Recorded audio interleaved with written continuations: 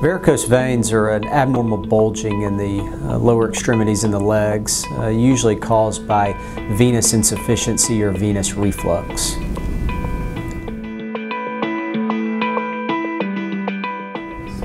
The risk factors for varicose veins include age, gender, pregnancy, family history, and obesity.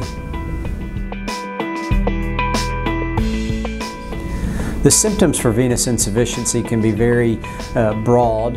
Patients often describe achiness and heaviness, throbbing, sometimes burning, sometimes lower extremity swelling. Patients will often describe throbbing or restless legs more often that are worse in the afternoons or evenings, and especially when they're laying in bed. They can also develop varicose veins and little small other spider veins as well, which can be a sign of venous insufficiency. It's relatively easy to diagnose venous insufficiency. We perform ultrasounds in our office and we evaluate both lower extremities, both legs. And not only are we looking to make sure there's no evidence of a blood clot, but we're also looking at the flow within the veins and make sure that flow is normal. These ultrasounds are done in the offices in Carrollton as well as Villa Rica, and they usually only take about 30 minutes or so. So the treatment of venous insufficiency, we like to start out by treating those initially conservatively, which would include compression therapy, elevation, encourage exercise and mobility.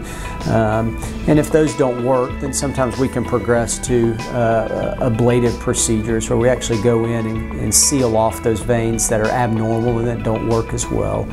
Those procedures are relatively straightforward and low invasive. They are done often in the office and usually take 30 or 45 minutes, and the recovery is relatively easy.